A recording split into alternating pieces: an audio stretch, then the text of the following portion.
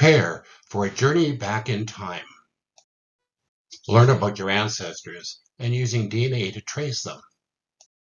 Go down a path of discovery. Let us start your journey by telling our story.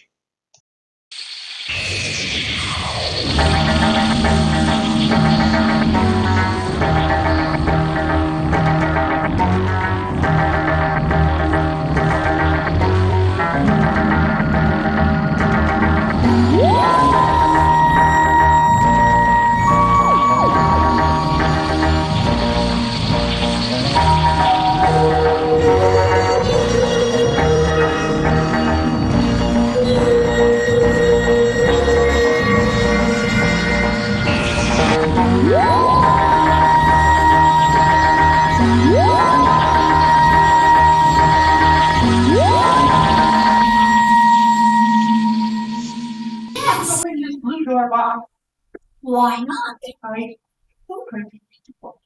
This is a Sir, sir, Yes, who are you? where are we? You're at the Layfield Legion. Why are they wearing such strange colors? Look at the lake here. Don't know. Well, we were recognized she and this girls are children. Oh, yeah. Again. Well, after all, we usually have a baby a year. Really? I don't know whether I'm out of all this. These are such a dream. It's different. Do you think they live the same as we do? They sort of do. I don't know. They want to take my hat off. It is a bit warm in here, isn't it? Yeah. Oh, that's lovely. Well, you know, ever since we moved out here, John and I, we've had children, like you, and they so much land up and succeeded putting us on our home built. And after all, instead of God said, you get tired, you love your children, but it's nice to have you. And it's nice to have a baby too. Well, all they do is go out there and clear the fields, and then they go say, I'm too tired to do anything. They need to follow in our footsteps once in a while. Not only do we keep the house and the children, we help in the field. Yeah, we do help in the field. Ever since we came to this little township, I kind of just started my parents. They're still in the Covert. That's a long way. Yes, yeah, we have to go walk slowly from over to here. Lady, Everybody's fine. lady, what year is this? What year is it? Yeah. 1931. Or 1831. 1831. It's a good year. But these people, they're rather strange. They are rather strange. How do you know? It's strange. Maybe they're as nice as our neighbors. Oh, we do have a lot of neighbors around. A lot of relatives. Yeah, a lot of relatives. We need to be. Oh, that's okay. That's right. So, ladies and gentlemen, this is just an introduction to our family. I am saying Abigail Nichols, who married John Maxwell. She had, and John, 14 children between 1928 and 1855. And I'm hiding long who married Stephen Nichols. And right now we have 3 children. But that will change as the life goes on. And I believe there ends up being together. Phillips. So, with that,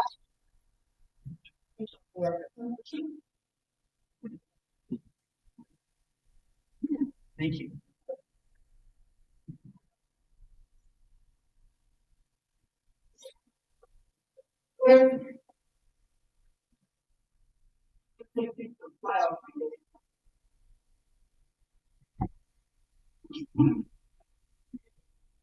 Before we start our whole topics tonight on what in genealogy and DNA tracing, our connection between Sara and myself, some tools and help for you in the computer, pictures of our family, and final thoughts, which we're going to cover. As we started down this journey, Sally, I think it started with the picture that's on display, and will come up here, of the school yes, where my mother and my aunt and your relatives. went to school. So as I came back here with Mike who was born here, I am now ending up having more relatives than even possible because I started with Sally's family back in the 1830s. So we're not really going to delve into each family. This is more of a how we got to where we are and what we can do from here. So genealogy and DNA tracing. DNA tracing is new science, and I'll delve into that one a little more. Okay, and so we can see the family names: Nelson Falls, Lakeville, Smith, Ennismore, North Durham, Bridgenorth. They're all listed under the county of Peterborough. The list is long, and as curious as we are as creatures, we want to know where we came from. So as a child, you sort of thought, well, there's my mother, my father, my grandparents. But when you dive into genealogy and DNA, you realize that you have thousands of ancestors. So research can be fun and helpful, and the Lakeville Historical Society's mission is to help anybody doing that. For genealogy, a record or account of ancestry and descent of a person. DNA tracing, since we inherit 1/2 of our chromosomes from each of our parents, DNA serves as a molecular tool to trace our ancestors. Could you put your mic closer to your mouth? Yep. Okay, Your mic is too low. just Just no, yeah, how's that? that's Better. better. No, I take a drink and I'll probably lose it. It's hard to. It's slipping on my hair. How's that? That's good. Yeah, better. Don't move. Here's a chart that sort of explains, if this is you, you can see how your father and your brother and sister have 50%, but as soon as you start going down the tree of cousins, it gets less and less and less percentage. That's how they define DNA tracing. So our connection.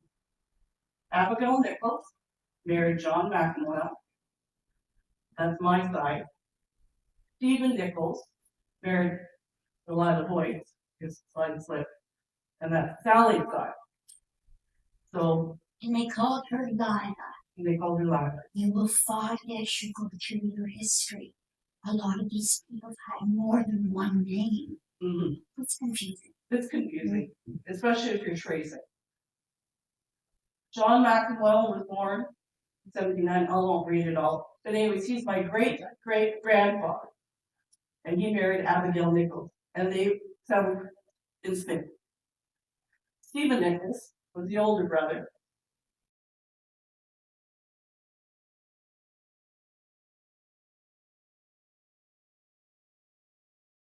And he married Sara's great-great-grandmother.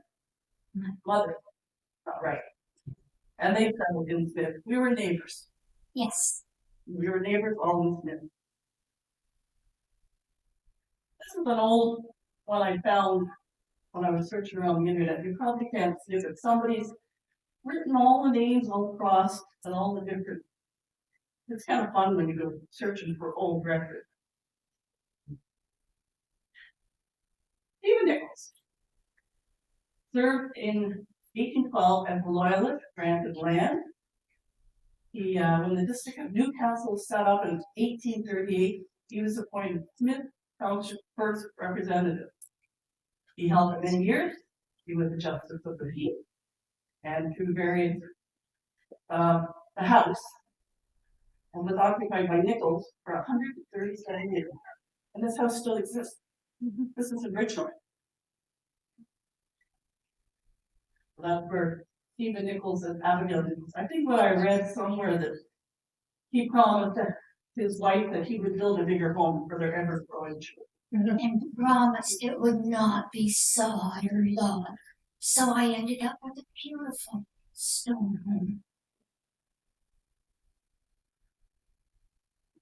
Our story, we are actually fourth cousins based on the DNA tracing. And there's this cool picture where we clued in that we were related.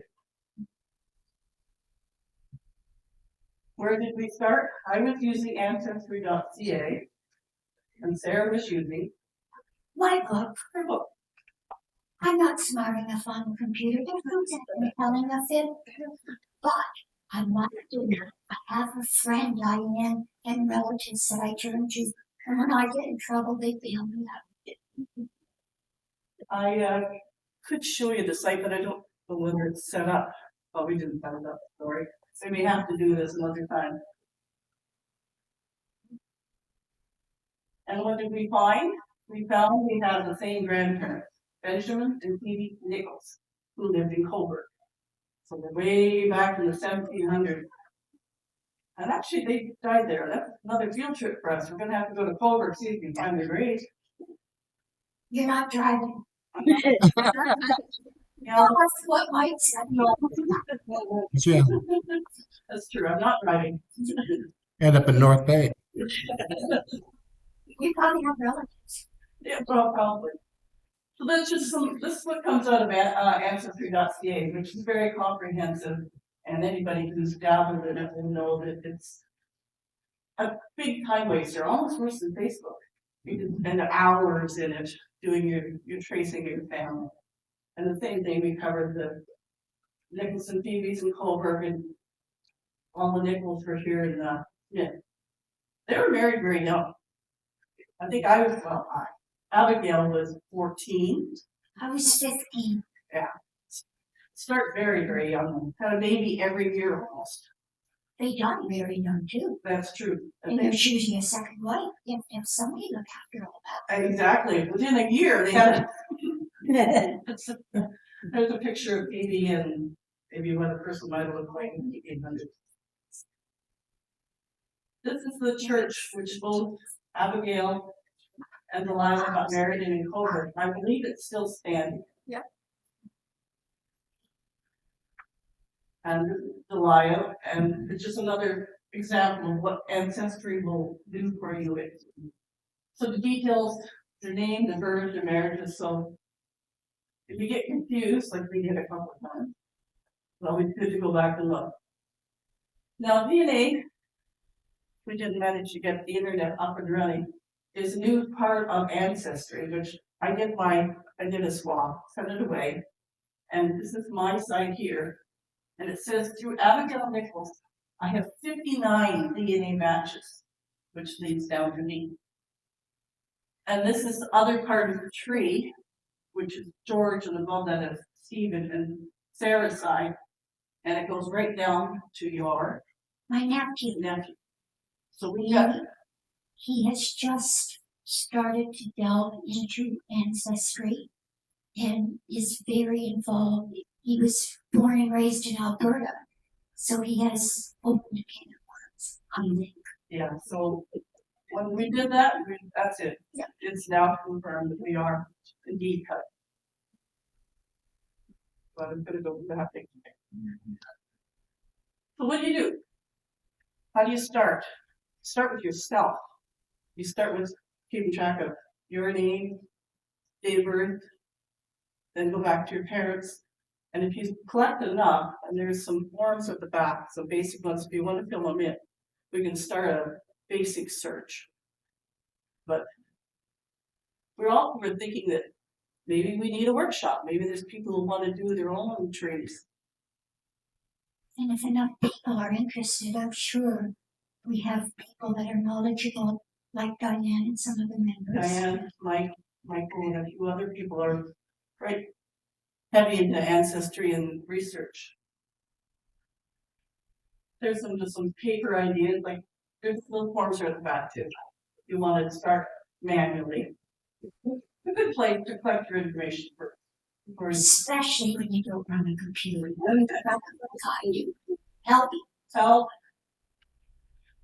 There's help for searching. There's a handout at the back on searching.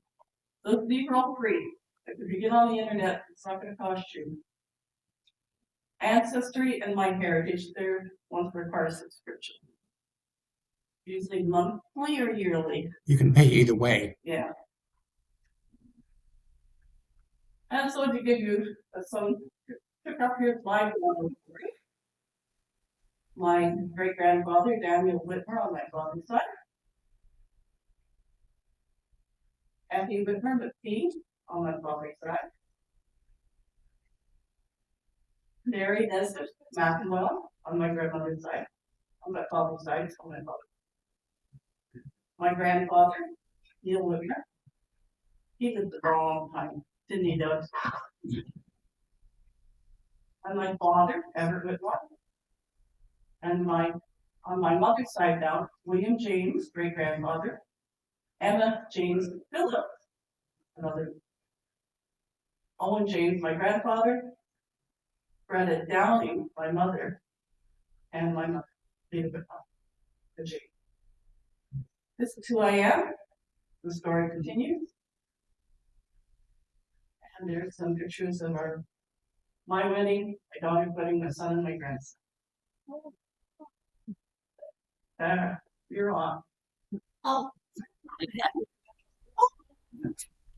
Well, as it says there, John Davis was my great-great-grandfather on my mother's side. And he might have looked like that. I don't have a picture. Now, no, and I have paperwork because, again, remember, I'm the non-computer person. I have scans of paper. I also have a niece and a nephew who are great value to me. So, Lucinda, this is my great-great-grandmother on my mother's side. And William. This is what makes me comfortable because although she was deceased when I was born, my mother must have been raised in a loving family because we have pictures and articles. So I feel, even though I didn't know her in life, I knew her through my mom. This is Mary Jane, of course, but she went as Jenny. And I'm the one that doesn't do this, so that's my mess. And this is my mom and dad. This was taken on their 55th wedding anniversary.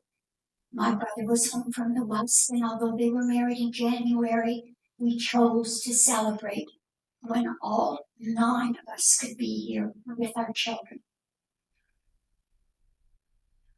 And George Foster, that's on my dad's side of the family.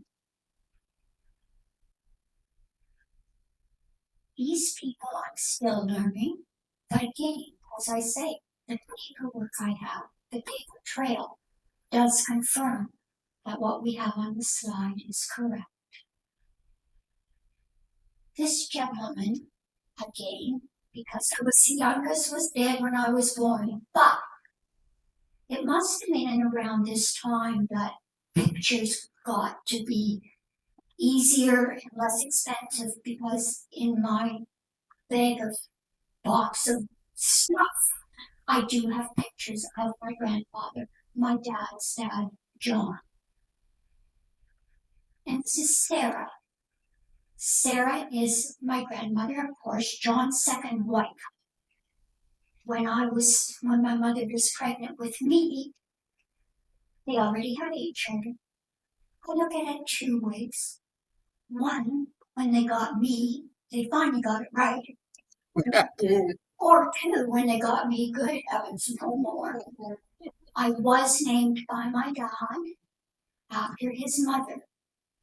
I don't know, maybe they knew I was going to be short because they dropped the H on my Sara. My mom and dad. My dad is John Clarence Foster. We always call him Clarence. And this is me, many, many years ago.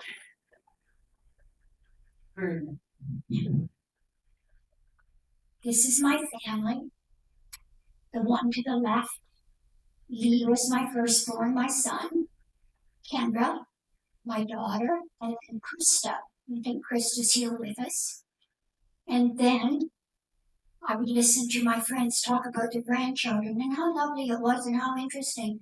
But until you get one of your own, that sure changed my life. So this is my grandson here. This is Reid, and this is Reid. Two men talking. I don't know what they're saying. Okay, so there we are. Do we have any questions? I think that was wonderful. You are such full of good accuracy. Thank you very much.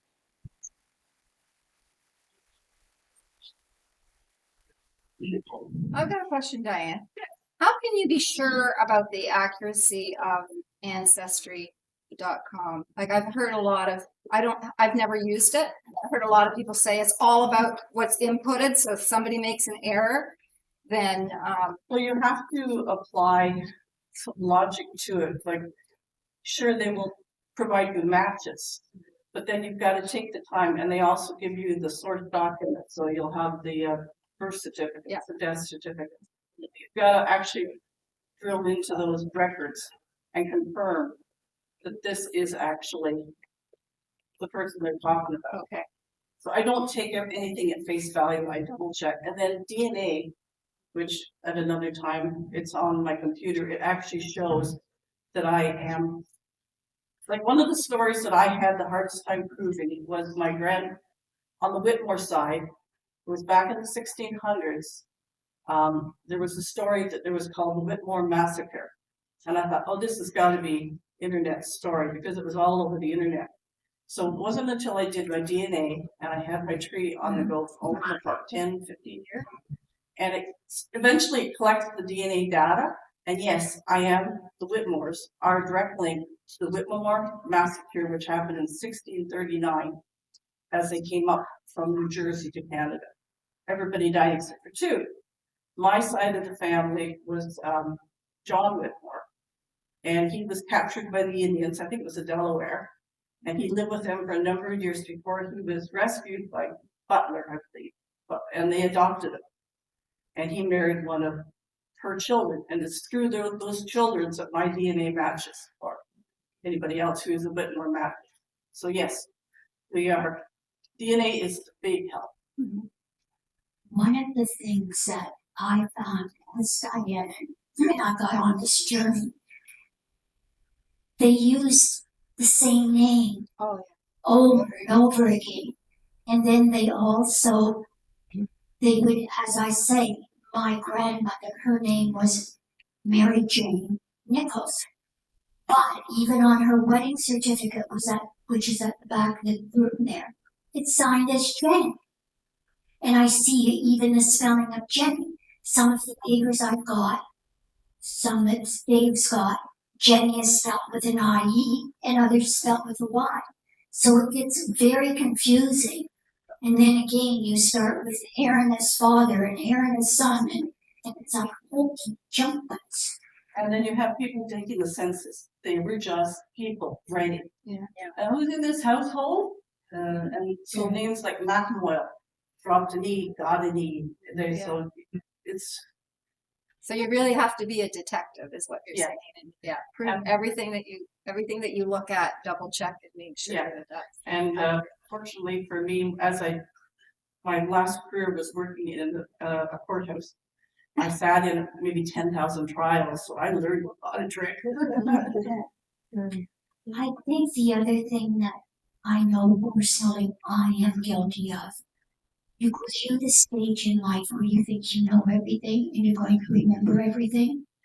I hate to tell you, but that's not true. So, start now. Don't put it off for tomorrow. Pick the brains of any relatives you have. And you, as Diane just said, take all your information. Some of it is logical, some of it is traceable. But if we don't start now to preserve and to expand, and again, as I say, I'm fortunate. I've got a nephew very, very, very interested in it, as well as a niece. and I was also given a lot of information. And thank you, Doug, you started me on this journey. Doug Becker. Yes, I'm guilty of a lot of family research, and one of my schoolmates, Fraser Dunford, ended up through university becoming president of the Canadian Genealogy Society, and he has done several workshops. And what I found through Ancestry, which shocked me, was that relatives of mine would put on a family tree, which was totally wrong. They would go by hearsay. I've had McCracken's furious with me when I say we originally came from Scotland. And they'll say, well, my grandpa said blah, blah, blah.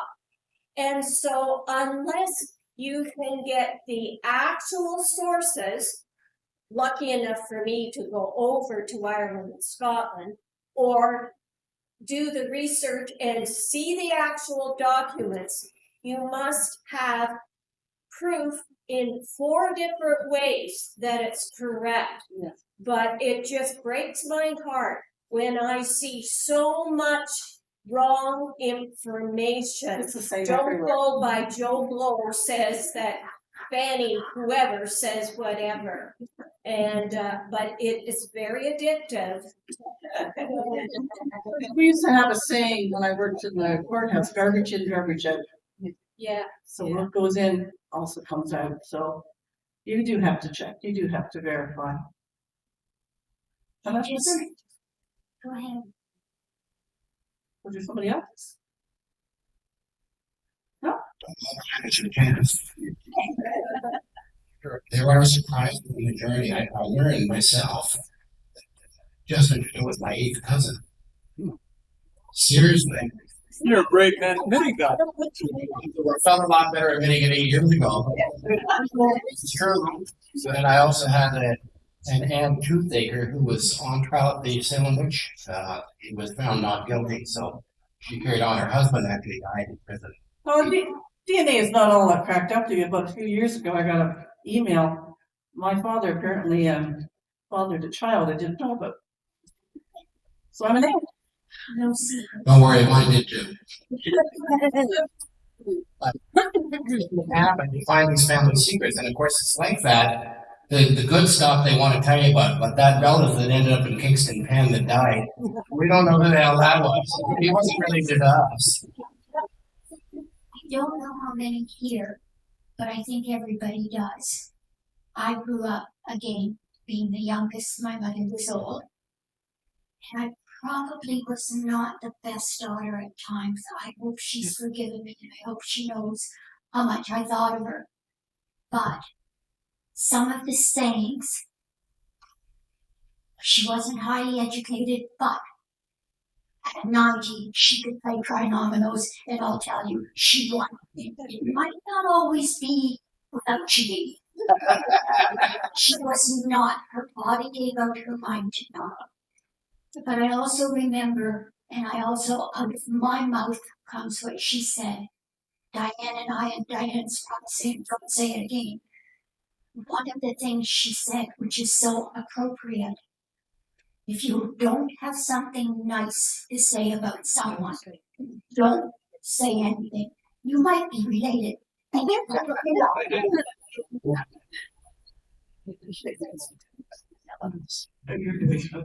thank you. Thank you very much.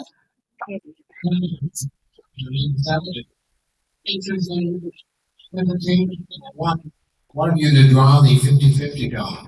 Abigail, you do it, please. Don't forget the lies from the whole summer. Oh, we've got Christmas to get ready for.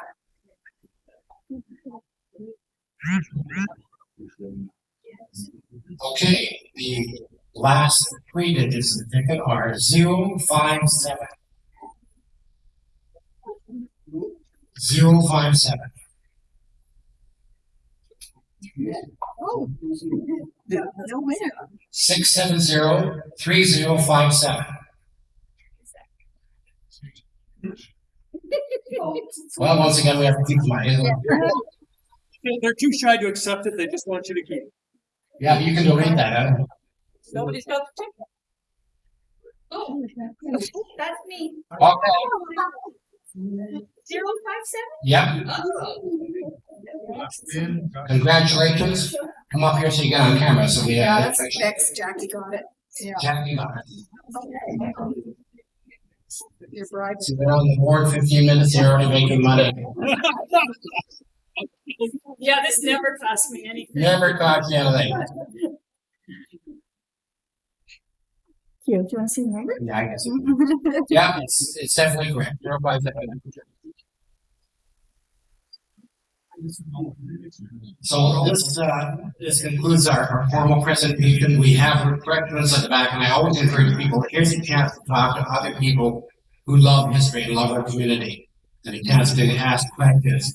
There's a lot of DNA research that we could have gone into, and both Dan and I talked about when you get into Ancestry, it by itself is 3 or 4 hours. It's really a workshop sort of thing. And I guess if I can say anything about Ancestry, I've been doing it for 12 years now. The worst thing you can do is you go on there and you find somebody who's related to you that made a tree already. Don't accept it at face value. It can be good. I have a niece who's a member of the Latter-day Saints, and she has access to all the Mormon archives. She has a very good tree, but that's a rarity. And if you don't have the background documents, don't trust them. But it's a fascinating thing. Maybe you find out you're related to Justin Trudeau. If you're lucky, you won. Worst. That's hard. Could be worse. About Hitler, you know. Well, I don't know if I'm related to Trump, but I'd be saying right now. It's all set up. It's a witch hunt, guys. And Another witch hunt. I don't know which time Biden had pointed all the jurors, and they're just going to get me. But anyway, thanks once again for coming, and please stay a few minutes, have a look at the exhibits, and if you want to talk to Dan about any of your personal concerns have been answered, I know she'd be happy to help you out. There are forms at the back if you want to fill in your relative's name and birthday, information you have. We'll do a little research on that, and we'll send you back what we have find from Ancestry, so that can help you start, or if you have a hole in your tree. Because I've got World Access, so I've got a very elaborate search engine on Ancestry. Thanks once again, and good night for now. Okay. Hold on. Michael is back to the toilet, and he says, "Don't forget about the payday center." Flush with success. Yeah, flush with success. The 3 paintings at the back are going to be auctioned off tonight, so this is your final chance. If you're interested in them, write in a bid. And whoever is the top bid by the time that the last person walks out the door will be the winner. Diane Chappell. So thank you very much.